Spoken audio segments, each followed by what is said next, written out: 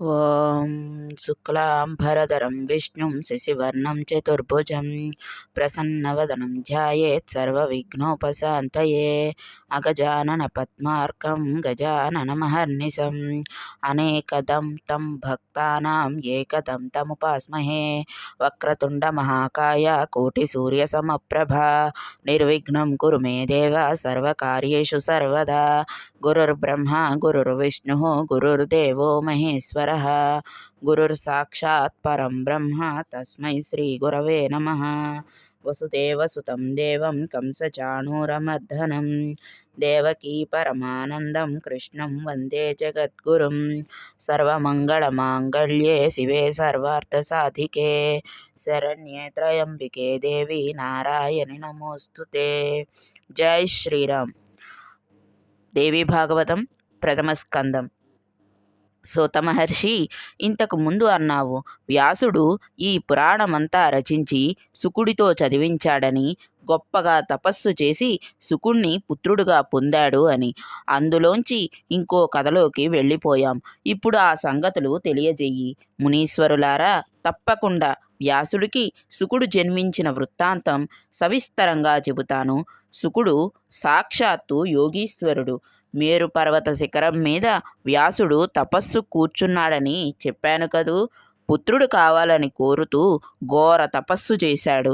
నారదుడు ఉపదేశించిన ఏకాక్షర వాగ్బీజ మంత్రాన్ని జపిస్తూ మహాదేవిని మహాదేవుణ్ణి ధ్యానిస్తూ తపస్సు సాగించాడు. తేజస్సులో అగ్ని, భూమి, వాయువు, అంతరిక్షాలతో సాటి వచ్చే పుత్రుడు కావాలని అతడి ఆకాంక్ష. మేరుశిఖరం మీద అద్భుతమైన కర్ణికార వనంలో దేవతలు మునులు విహరించే చోట, బ్రహ్మవిధులు సంచరించే పవిత్ర ప్రదేశంలో మనోహర సుకుమార సంగీత ధ్వనుల మధ్య వ్యాసుడి తపస్సు నిరాటంకంగా మహోగ్రంగా సాగింది. ఆ తేజస్సు విశ్వమంతటా వ్యాపించింది. వ్యాసుడి జటలు రాగి రంగులోకి మారిపోయాయి. ఇంద్రుడికి భయం పట్టుకుంది. అది గమనించిన రుద్రుడు మేలమాడాడు. ఇంద్ర, తపస్సుల పట్ల ఈర్ష్య పనికిరాదు. నన్ను శక్తి సంయుతుడిగా ఎరిగిన వారు నా అనుగ్రహం కోసం ఇలా తపస్సు చేస్తారు. వీరు ఎవ్వరికి ఏ అహితాన్ని కోరరు. రుద్రుడి మాటలతో దేవేంద్రుడు కుదుటపడ్డాడు. అయితే వ్యాసుడు ఎందుకు తపస్సు చేస్తున్నట్టో అన్నాడు. పుత్రార్థి అయి తపస్సు చేస్తున్నాడు. 100 ఏళ్లు పూర్తి అయ్యింది. అతడికి శుభప్రదుడైన పుత్రుణ్ణి ఇవ్వబోతున్నాను అంటూనే శివుడు వ్యాసుడి ముందు ప్రత్యక్షమయ్యాడు. వ్యాసమహర్షి, ఉత్తిష్ట ఉత్తిష్ట, నీకు పుత్రుడు కలుగుతాడు. అతడు తేజస్వి, జ్ఞాని, కీర్తికరుడు, అఖిల జనప్రియుడు అవుతాడు. సాత్విక గుణ సంపన్నుడై అందరి మన్ననలు పొందుతాడు. మహాదేవుడిచ్చిన వరానికి వ్యాసుడు సంతృప్తి చెందాడు. తపస్సు ముగించి ఆశ్రమం చేరుకున్నాడు. ఒకవైపు శ్రమ, మరొక వైపు ఆశ్రమంలో యాగాగ్నిని సిద్ధం చేసుకోవాలనే కంగారు. మధించి అగ్నిని రగులుకొల్పాలి. అందుకని ఎక్కడో దాచిపెట్టిన అరణిని బయటకు తీశాడు. కాష్టంతో మదిస్తున్నాడు. చిత్తంలో పుత్రవాంఛ మెదులుతోంది. మందాన అరణి సంయోగంతో, మంథనంతో అగ్ని పుడుతోంది. మరి ఇలా నాకు పుత్రుడు ఎలా జన్మిస్తాడు? పుత్రారణి అనిపించుకునే స్త్రీ నాకు లేదు గదా. పోనీ అంటే రూప యవ్వన సంపన్నను తరుణిని తెచ్చిపెట్టుకుని పాదాలకు సంకెళ్ళు వేసుకోనా? వంశాన్ని నిలబెడుతుంది, సౌఖ్యాన్ని అందిస్తుంది, సేవలు చేస్తుంది. ఇవన్నీ నిజమే. కానీ స్వేచ్ఛా స్వాతంత్రాలకు మాత్రం తరుణీమణి ప్రతిబంధకమే. శివుడంతటి వాడికే తప్పలేదు. నిరంతరం కామినీపాస బద్ధుడు. నేననగా ఎంత అయినా ఇప్పటికిప్పుడు గృహస్థాశ్రమం అంటే ఎలా వస్తుంది నాకు? అరణి ముందు కూర్చుని మందానంతో మదిస్తూ వ్యాసుడు ఇలా దిగులు పడుతున్నాడు. సరిగ్గా అదే సమయానికి ఘృతాచి అనే అప్సరస ఎవరో పంపినట్టు ఆశ్రమం వైపు వచ్చింది. కదలిక మరచిపోయిన మెరుపు తీగల ఆకాశంలో దగ్గరగా నిలిచింది. విలాసంగా క్రీగంటి చూపులతో గిలిగింతలు పెట్టింది. వ్యాసుడి మనస్సులో కదలికలు మొదలయ్యాయి. పెద్ద సంకటం వచ్చి పడిందే. ఏం చెయ్యను? ఒకవైపు ఆశ్రమ ధర్మం, మరొకవైపు మన్మథ భావ విజృంభణ. నన్ను పల్టీ కొట్టించడానికే ఇది ఇటు వచ్చింది. అంగీకరించన?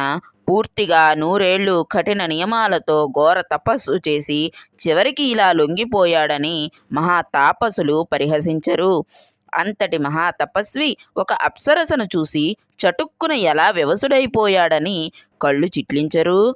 పోనీ నింద వస్తే వచ్చింది. గృహస్థాశ్రమ సుఖం ముందు అది ఏపాటిది కనుక వ్రతం చెడిన ఫలం దక్కాలి అన్నారు. నా పుత్రవాంఛ తీరడం ముఖ్యం. అది స్వర్గాన్ని ఇస్తుందని, మోక్షాన్ని ఇస్తుందని జ్ఞానులు చెప్పారు గదా. అయితే ఈ అప్సరస వల్ల అది నెరవేరుతుందా ఏమో, నాకైతే సందేహమే.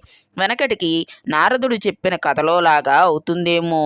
ఆ ఊర్వశి పురూరవుణ్ణి దగా చేసినట్టు ఇది చెయ్యదని నమ్మకం ఏమిటి? ఇలా రకరకాల సందేహాలతో, సంకల్ప వికల్పాలతో వ్యాసుడి అంతర్మదనం సాగుతోంది అని చెప్పి సూతుడు గుక్క తిప్పుకోవడం కోసం ఆగాడు.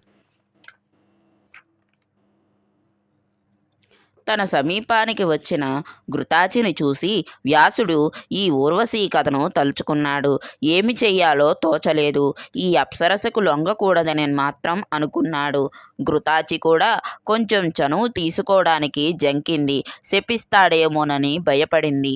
చిలక రూపం ధరించింది. అటూ ఇటూ గెంతింది. మరింక అద్భుతంగా కనిపించింది. వ్యాసుడు మరింతగా కలవరపడ్డాడు. తను అంతా మన్మథ వివశం అయ్యింది.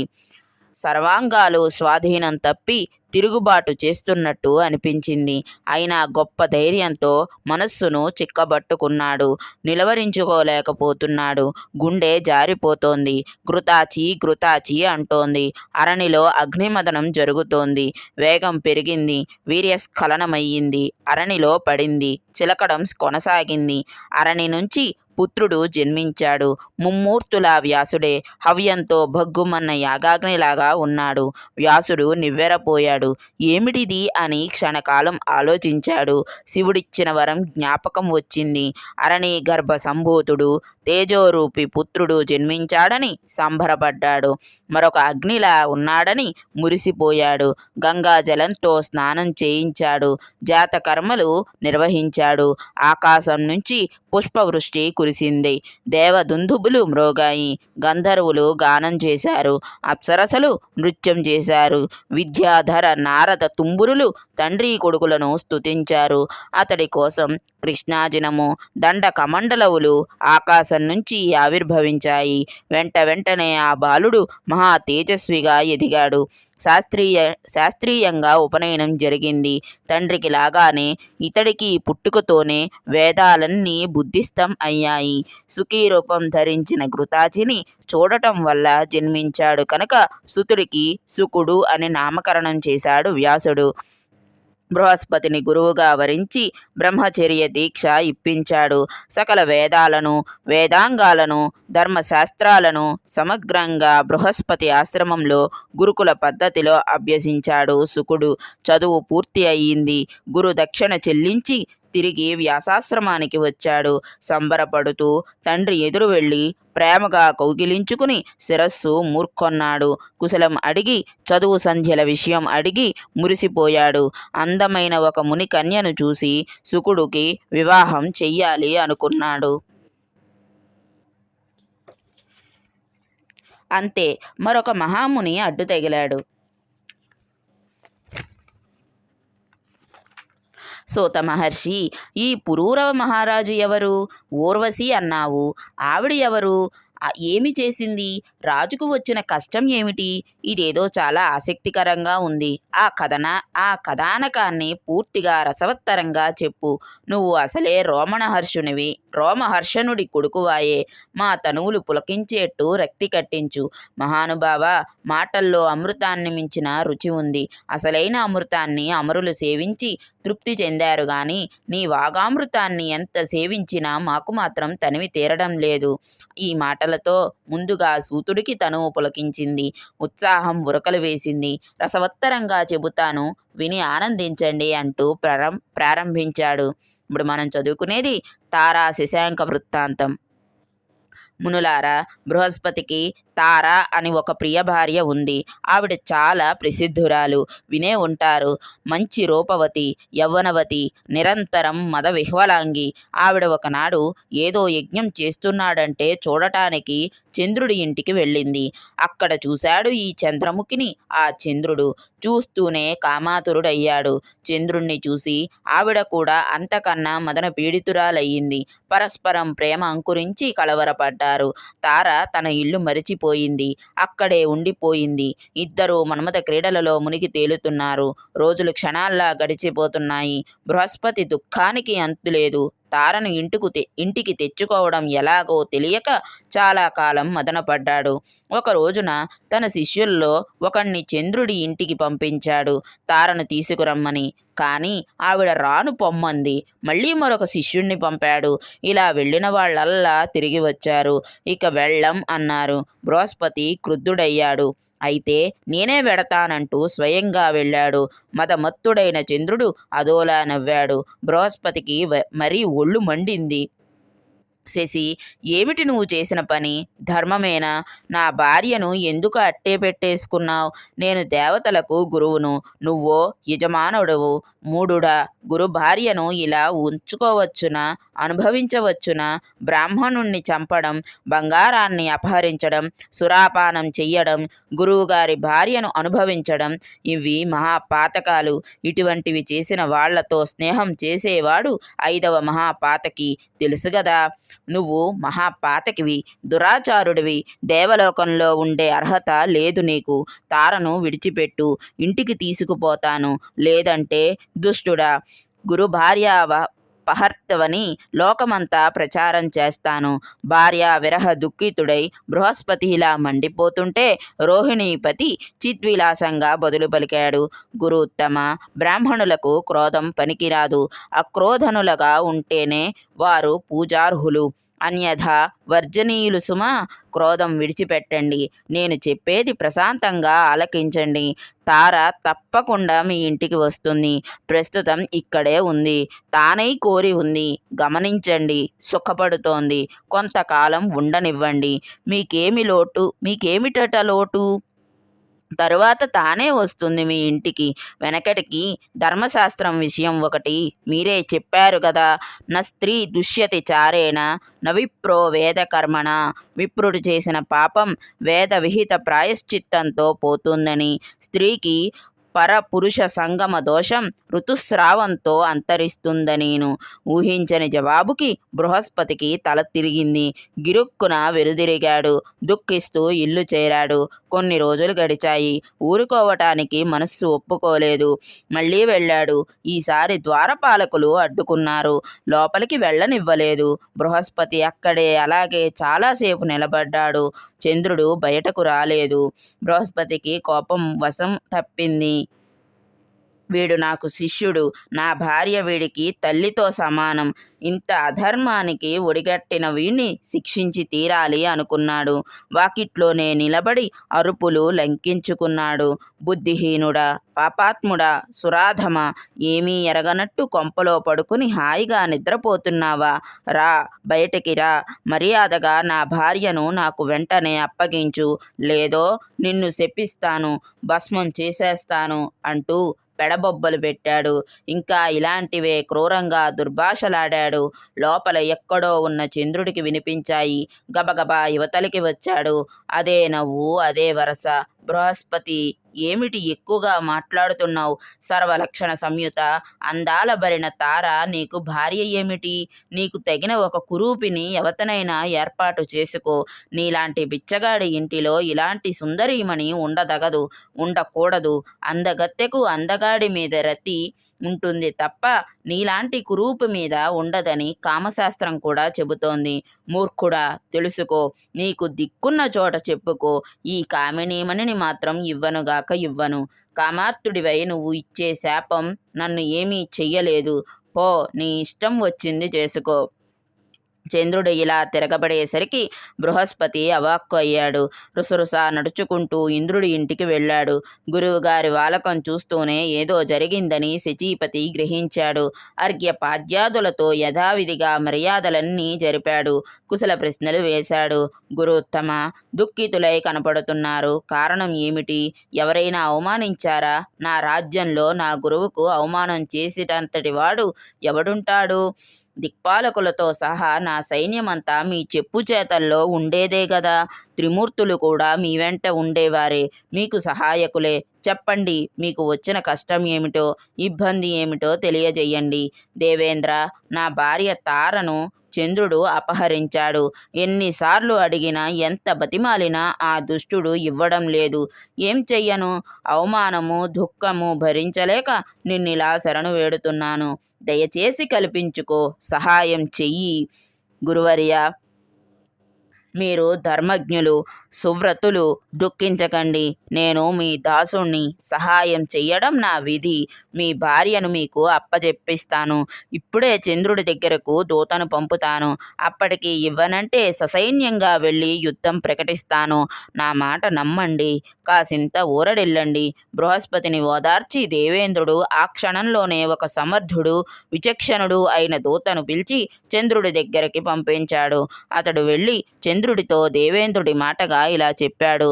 చంద్ర, నన్ను ఇంద్రుడు పంపించాడు. ఆయన నీకు చెప్పి రమ్మన్నది చెబుతున్నాను, విను. నువ్వు ధర్మం తెలిసిన వాడివి, నీతి నియమాలు ఎరిగిన వాడివి. నీ తండ్రి అత్రి ధర్మాత్ముడు. నువ్వు నింద్యమైన పనులు చెయ్యకూడదు. ఎవరి భార్యను వారు కాపాడుకోవడం లోకరీతి, కర్తవ్యం. రీతిని తప్పితే కలహం తప్పదు. నీ భార్యను కాపాడుకోవడంలో నువ్వు ఎలా శ్రద్ధ వహిస్తావో, యత్నపరుడివై ఉంటావో, బృహస్పతి అలాగే. ఆత్మవత్ సర్వభూతాని అనే మాటను గుర్తు చేసుకో. ఒక్కసారి ప్రశాంతంగా ఆలోచించు. దక్ష ప్రజాపతి కూతుళ్ళు 28 మంది నీకు భార్యలుగా ఉన్నారు. చాలలేదా? గురుపత్ని కావలసి వచ్చిందా? అంతగా కావలసి వస్తే అందచందాలకు, శృంగార విలాసాలకు పెట్టింది పేరైన మేనకాది అప్సరసలు ఉన్నారు. స్వేచ్ఛగా అనుభవించు. గురుపత్నిని విడిచిపెట్టు. నీ వంటి వివేకవంతులు, అధికారులు అహంకరించి ఇలా జుగుప్సితమైన పనులు చేస్తే అజ్ఞులకు అది ఆదర్శమై అనుకరించరు. అప్పుడు సమాజం ఏమైపోవాలి? ధర్మం మంటగలిసిపోదు. అందుచేత చంద్రమా, గురుపత్నిని వెంటనే విడిచిపెట్టు. నీ కారణంగా దేవతలలో దేవతలకు కలహం జరగకుండా చూడు. దూత చెప్పిన ఇంద్ర సందేశాన్ని సోముడు శ్రద్ధగానే ఆలకించాడు. కానీ పెడచెవిని పెట్టాడు. కొంచెం కోపావిష్టుడయ్యాడు. ప్రతి సందేశం పంపించాడు. దేవేంద్ర, నువ్వు సర్వధర్మజ్ఞుడివి, దేవతలకు స్వయంగా అధిపతివి. నీ పురోహితుడు కూడా అంతటివాడే. మీ ఇద్దరి మతి ఒక్కలాగానే ఉంది. ఎదుటివారికి నీతులు చెప్పడంలో అందరూ గణపాటులే. తమ దాకా వస్తే మాత్రం అందరికీ అందరే. చెప్పింది చేసేవాడు కలికానికైనా కనపడడు. శతకృతు బార్హస్పత్యుడు రచించిన ధర్మశాస్త్రం ఒకటి ఉంది. ఒకసారి దాన్ని పరిశీలించు. నేను చేసిన పనిలో తప్పు ఏముంది? నన్ను కామించిన స్త్రీని నేను అనుభవిస్తున్నాను. పైగా బలవంతులకి ఏదైనా స్వకీయమే. దుర్బలులకి ఏది స్వకీయం కాదు, కానేరదు. స్వీయ పరకీయ అంటూ గీతలు గీసుకోవడం బుద్ధిహీనులు పెట్టుకునే వట్టి భ్రమలు. తార పూర్తిగా నా పట్ల అనురక్త. అంతేకాదు, గురుడి పట్ల అంతగానూ విరక్త. ధర్మం అను, న్యాయం అను అనురక్తను ఎలా విడిచిపెట్టమంటావు? రక్తి ఉన్న చోట కలయిక తప్పదు. విరక్తి ఉన్న చోట విడిపోక తప్పదు. ఈ వరారోహను విడిచిపెట్టను. బృహస్పతికి అప్పగించను. సహస్రాక్ష, నువ్వు అధీశ్వరుడివి. నీ ఇష్టం. ఏది చెయ్యాలనుకుంటే అది చెయ్యి. దూత, వెళ్ళు. ఇలాగని చెప్పు. చంద్రుడు పంపిన ప్రతి సందేశాన్ని దూత వచ్చి యథాతథంగా వినిపించాడు. ఇంద్రుడు క్రుద్ధుడయ్యాడు. వెంటనే సైన్యాన్ని సమాయత్తపరిచాడు. ఈ వార్త రాక్షస గురువు శుక్రాచార్యుడికి తెలిసింది. అతడికి బృహస్పతిపై అనాదిగా ద్వేషం. చంద్రుడి దగ్గరికి పరిగెత్తాడు. ఎట్టి పరిస్థితులలోనూ తారను విడిచిపెట్టవద్దు. ఒకవేళ యుద్ధమే వస్తే నా మంత్రశక్తితో నీకు సహాయపడతానని మద్దతు ప్రకటించాడు. కట్టకడపటికి అది దేవదానవ సంగ్రామంగా రూపుదాల్చింది. యుద్ధం ప్రారంభమైంది.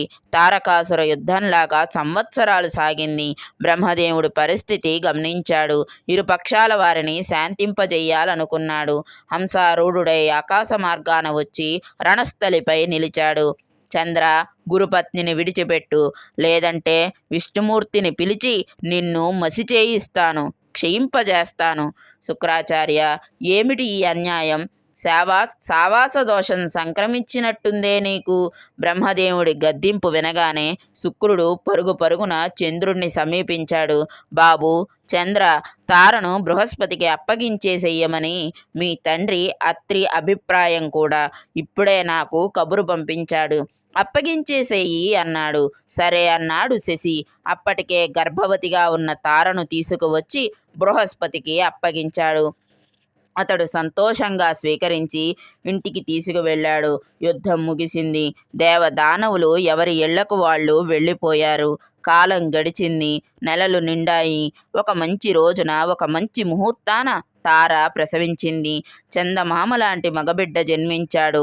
బృహస్పతి సంబరపడ్డాడు. నిస్సంకోచంగా యథావిధిగా జాతకర్మలు జరిపించాడు. పుత్రుడు పుట్టాడని చంద్రుడికి తెలిసింది. దూతతో వర్తమానం పంపించాడు. బృహస్పతి, వీడు నీ కొడుకు కాదు, నాకు పుట్టినవాడు. జాతకర్మలను నువ్వు ఎలా చేస్తావు? శాస్త్ర ప్రకారం నేను చెయ్యాలి. దూత చెప్పిన ఈ మాటలకు బృహస్పతి కణకణలాడాడు.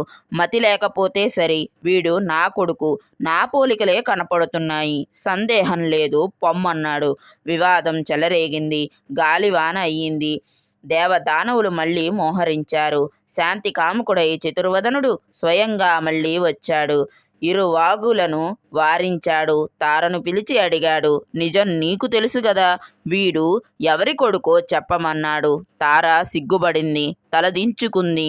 క్రీగంట నేలచూపులు చూస్తూ సన్న గొంతుతో మెల్లగా చెప్పింది, చంద్రుడి కొడుకేనంది. చందమామ ఎగిరి గంతు వేశాడు. పుత్రుణ్ణి చంకన పెట్టుకుని వెళ్ళిపోయాడు. బుధుడు అని ముద్దుగా పేరు పెట్టుకున్నాడు. ఇది బుధోత్పత్తి కదా. కురుక్షేత్రంలో సోముడి వల్ల జన్మించాడు. సౌనకాది మహామునులారా, ఈ బుధుడికి ఇళ అనే స్త్రీతో సంగమం వల్ల మన ప్రస్తావనకు వచ్చిన పురూరవుడు జన్మించాడు. అతడు మహాదాత, యజ్ఞ విధాత. ఆ వృత్తాంతం చెబుతాను. అద్భుతావహంగా ఉంటుంది, వినండి. అనగనగా ఒక రాజు. అతడి పేరు సుద్యుమ్నుడు. అతడు ఒకరోజు గుర్రం ఎక్కి వేటకు వెళ్ళాడు. మంది మార్బలం వెంట వెళ్ళింది. రకరకాల మృగాలను చంపుతూ అరణ్యమంతా అతలాకుతలం చేశాడు. బాగా అలసిపోయాడు. అంతలోకి ఆ మేరు పర్వత సమీపంలో ఒక అందమైన ఉద్యానవనం కనిపించింది. మందార తరువులు, అశోక వృక్షాలు, సాల, తాల, తమాల, చెంపక, పనస, ఆమ్ర, నీప, మధుక, బూజాలు, మాధవీలత మండపాలు, దాడిమ, నారికేళ, కదలి, ఫలభరిత భూమి జాతాలు, యూధిక, మాలతి, కుంద పుష్పవల్లి పరిమళాలు, తుమ్మెదల జంకారాలు,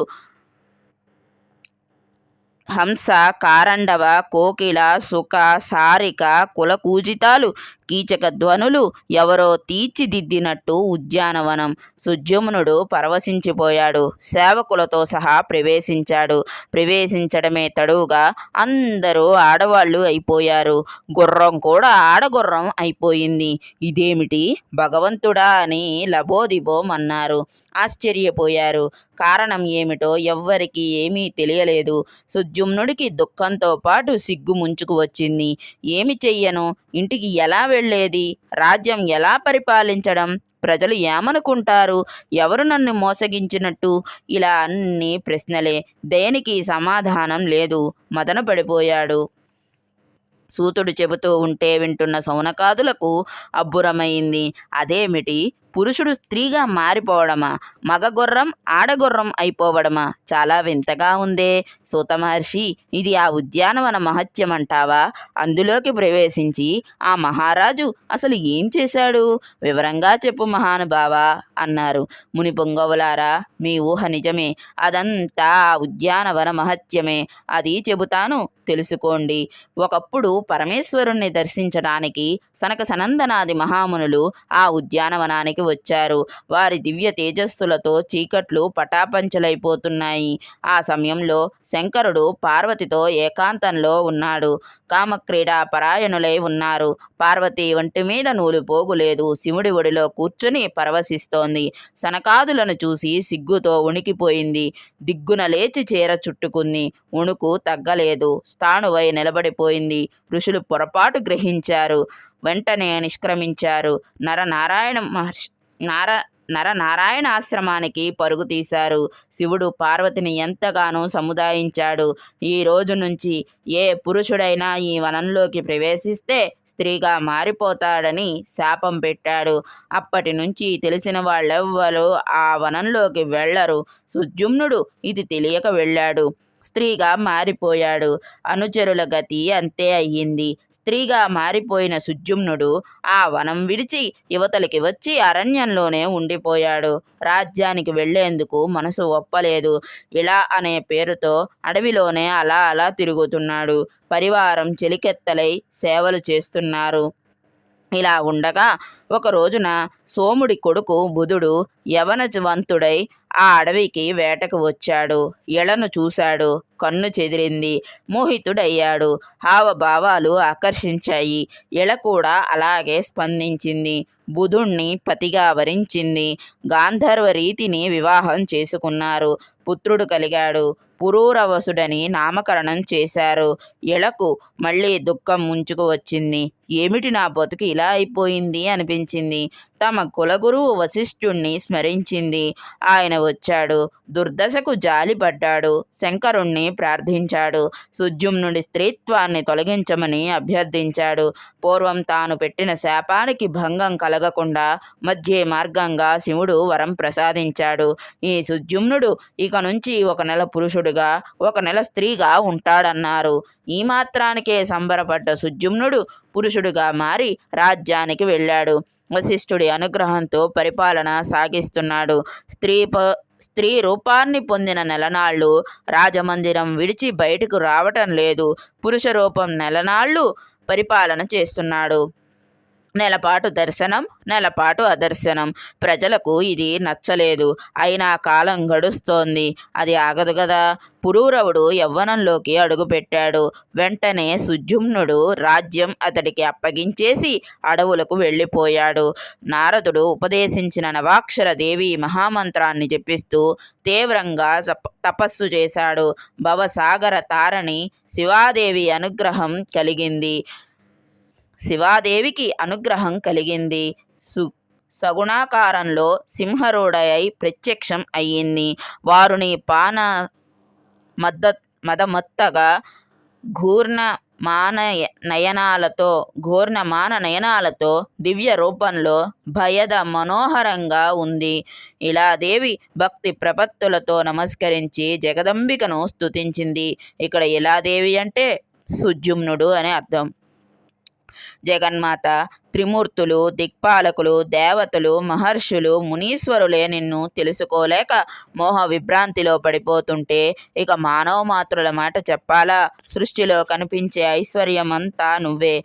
లక్ష్మీదేవిగా విష్ణుమూర్తికి నీ సాత్విక రూపం మాత్రమే తెలుసు. సరస్వతీదేవిగా బ్రహ్మకు నీ రాజస రూపం మాత్రమే తెలుసు.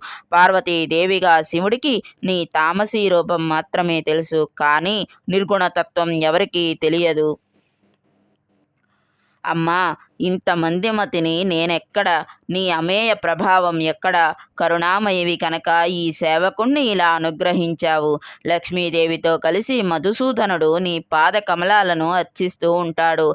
అశోక వృక్షంలా ఆ పురాణ పురుషుడు నీ పాద తాడనంలో పులకించి పుష్పించాలని కోరుకుంటూ ఉంటాడు. సకల దేవనుతుడైన నీ భర్త కామార్తుడై నీ పాదాలపై పడి నమస్కరిస్తే నువ్వు కోపంతో త్వంకారం చేస్తూ ఉంటావు. నువ్వు ఎప్పుడు మేఘంలో మెరుపులా ఆ మేఘశ్యాముని వక్షస్థలం మీదనే కాపురం ఉంటావు.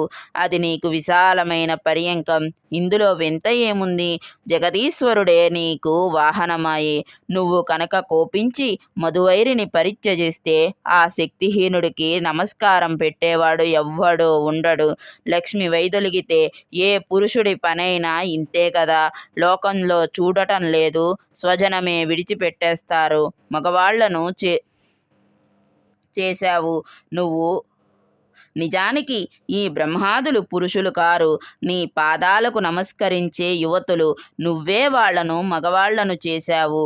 నువ్వు అనంత శక్తివి. ఏమని వర్ణించను, ఎలా వర్ణించను? నువ్వు పురుషుడివా, స్త్రీవా, సుగుణవా, నిర్గుణవా? ఏమైనా కానీ నేను మాత్రం నిరంతరం నీ పట్ల భక్తినే కోరుకుంటున్నాను, శరణు వేడుకుంటున్నాను. ఈ స్తోత్రానికి జగదంబిక సంతుష్ట అయ్యింది. సుజుమ్నుడికి సాయుధ్యం అనుగ్రహించింది. మునీశ్వరులకు కూడా దుర్లభమైన ఆ సుస్థిర పరమ పదాన్ని ప్రసాదించింది. సౌనకాది మునీంద్రులారా, సుజుమ్నుడు దివంగతుడయ్యాక పురూరవుడు ప్రజానురంజకంగా రాజ్యం చేశాడు. అతడు అందగాడే కాదు, మంచి గుణవంతుడు కూడా. సర్వధర్మాలు తెలిసి అందరూ మెచ్చుకునేట్టు ప్రతిష్టానం రాజధానిగా పరిపాలన సాగించాడు. అతడి మంత్రశక్తి, ప్రభుభక్తి, ఉత్సాహశక్తి అమోఘం, ఉత్తమోత్తమం. చతురపాయాలు అతడికి ఆధీనాలు. వర్ణాశ్రమ ధర్మాలను కాపాడుతూ భూరి దక్షిణలతో యజ్ఞాలు చేస్తూ అర్ధులను సంతృప్తిపరుస్తూ సమర్థుడైన పాలకుడుగా, పరాక్రమశాలిగా ముల్లోకాలలోనూ ప్రఖ్యాతి గడించాడు. ఇతగాడి విశేషాలు ఆ నోట ఊర్వశికి తెలిసాయి. మనసు ముచ్చటపడింది. బ్రహ్మదేవుని శాపం కారణంగా భూలోకానికి వచ్చి నివసిస్తున్న ఆ ఊర్వశి పురూరవుణ్ణి వరించింది. అతడు ఆమె రూప యవ్వన సౌందర్యాదులకు ముచ్చటపడ్డాడు. పరస్పరం ముచ్చటించుకున్నారు. ఊర్వశి 3 నియమాలు పెట్టింది. 1. నేను నెయ్యి మాత్రమే భక్షిస్తాను, అది తప్ప మరొకటి నాకు పెట్టకూడదు. 2. సంభోగ సమయంలో తప్ప నువ్వు నాకెప్పుడూ దిగంబరంగా కనపడకూడదు. 3. నాకు 2 పెంపుడు పొట్టేలు పిల్లలు ఉన్నాయి, వాటిని నువ్వు సంరక్షించాలి. అవి నాకు ప్రాణం. మాట ఇమ్మంది. తప్పావో నేను వెళ్ళిపోయానన్న మాటే అంది. పురూరవుడు అంగీకరించాడు. పురారవసుడు తన రాజధర్మ యజ్ఞకర్మలను అన్నింటినీ వదిలేశాడు. పూర్తిగా ఊర్వశికి వివసుడైపోయాడు. ఈ సృష్టిలో ఊర్వశి తప్ప అతడికి మరింకేమీ లేదు. ఆమెను విడిచి క్షణమైనా ఉండలేకపోతున్నాడు. సంవత్సరాలు నెలలుగా, నెలలు రోజులుగా, రోజులు పూటలుగా, పూటలు గంటలుగా, గంటలు నిమిషాలుగా, నిమిషాలు క్షణాలుగా గడిచిపోతున్నాయి. ఉన్నట్టుండి ఒక రోజున దేవేంద్రుడికి ఊర్వశి జ్ఞాపకం వచ్చింది. ఆమె లేని స్వర్గం బోసిపోయినట్టు అనిపించింది. గంధర్వులను పిలిచి పురమాయించాడు. వెళ్ళి గొర్రె పిల్లలను అపహరించి తెండి. పురూరవుడు మాట తప్పినవాడు అవుతాడు కనుక ఊర్వశి వదిలేసి వస్తుంది. త్వరగా వెళ్ళండి అని పంపించాడు. బాగా చీకటి పడ్డాక గంధర్వులు అలాగే వెళ్ళి గొర్రెలను దొంగలిస్తుంటే అవి కుయ్యి పెట్టాయి. వాటి అరుపులు ఊర్వశి పురూరవులకు వినిపించాయి. తన రక్తం పంచుకు పుట్టిన పసికందుల ఆక్రందనాల్లా వినిపించింది ఊర్వశికి. ఉలిక్కిపడింది. రాజా, అదిగో నా గొర్రె పిల్లలను ఎవరో అపహరించుకుపోతున్నారు. అవి నాకు ప్రాణాలతో సమానమని, కన్న బిడ్డల కంటే ఎక్కువ అని చెప్పానా? నువ్వే సంరక్షించాలి అన్నానా? వెళ్ళు, వాటిని కాపాడు. ఆడదానిలాగా ఇంకా ఇలా చూస్తూ కూర్చున్నావేమిటి? మగవాడివేనా? అయ్యో నా రాత, నపుంసకుడు దొరికాడు నాకు అంటూ దుయ్యబట్టింది, విలపించింది. పురూరవుడు ఉన్న పళాన అలా నగ్నంగానే ఆ కారు చీకటిలో బయలుదేరాడు. వెంటనే గంధర్వులు 2 మెరుపులు మెరిపించారు. అతడు నగ్నంగా కనిపించాడు. ఊర్వశి చూసింది. గంధర్వులు ఆ గొర్రె పిల్లలను అల్లంత దూరాన వదిలి వెళ్ళిపోయారు. పురూరవుడు వాటిని తీసుకుని శయన మందిరానికి తిరిగి వచ్చాడు. ఊర్వశి లేదు. సమయభంగం అయ్యింది కనుక వెళ్ళిపోయింది. పురూరవుడు ఎంతగానో విలపించాడు. అంతటా అన్వేషించాడు. కామమోహితుడై దేశదేశాలు తిరిగాడు. భూగోళం గాలించాడు. ఎట్టకేలకు కురుక్షేత్రంలో ఊర్వశి కనిపించింది. ముఖం విప్పారింది. కన్నులు మెరిశాయి. ప్రియా, ప్రియా, ఆగు, ఆగు. నన్ను విడిచిపోవడం దారుణం. ఏమీ అపరాధం చేశానని తనువు మనస్సు అన్నీ నీకే, నీ ఒక్కతికే సమర్పించానే, నీకే దాసుడిగా మెలిగానే, ఇంత దూరం తీసుకువచ్చావు, ఇటు చూడు, దయచేసి అనుగ్రహించు, నువ్వు కాదంటే ఈ శరీరాన్ని ఇక్కడే వదిలేస్తాను. కాకులు కుక్కలు పొడుచుకు తింటే తినని మతి చెలించిన వాడిలా పురూరవుడు విలపిస్తున్నాడు. దయనీయంగా రోదిస్తున్నాడు. ఊర్వశి వెనుదిరిగి చూసింది. బాగా అలసిపోయాడు, నీరసంగా ఉన్నాడు. నృపశార్ధూల, ఎంత అమాయకుడివయ్యా, లోకజ్ఞానం బొత్తిగా లేదనుకుంటాను. ఏమైపోయాయి నీ తెలివితేటలన్నీ? స్త్రీలకు ఎవరితోనైనా నిజమైన సఖ్యం ఉంటుందా? తోడేళ్ళు, దొంగలు, నీలాంటి ప్రభువులు మాలాంటి స్త్రీలను మరీ ఇంతగా విశ్వసించకూడదు. వెళ్ళు, ఇంటికి వెళ్ళు, హాయిగా రాజ్యం ఏలుకో, సుఖాలు అనుభవించు, నీ విషాదం ఇప్పుడే ఇక్కడే వదిలేయ్. ఊర్వశి చాలా స్పష్టంగా తత్వోపదేశం చేసింది. అయినా పురూరవుడికి కనువిప్పు కలుగలేదు, మోహం వదలలేదు. ఒక స్వైరిని స్నేహాన్ని నిజమని నమ్మి దుఃఖం కొని తెచ్చుకున్నాడు. అలా విలపిస్తూనే ఉన్నాడు. మహామునులారా, ఇది ఊర్వశి పురూరవుల కథ. వేదంలో మరింత విపులంగా ఉంది. నేను సంక్షేమంగానే చెప్పాను. ఈ విధంగా మన వ్యాస భగవానుల వారికి ఊర్వశి పురూరవుల కథ గుర్తువచ్చి తను కూడా అలాగే అయిపోతారేమోనని భయపడిన విషయం మనం చదువుకున్నాం. మొత్తానికి వ్యాస భగవానుడికి ఈశ్వరుడి అనుగ్రహం వల్ల సుఖమహర్షి జన్మించారు అని ఈ కథలో మనం తెలుసుకున్నాం. తర్వాత ఏం జరిగింది అనే కథా విశేషం ఇంకో వీడియోలో చదువుకుందాం. స్వస్తి.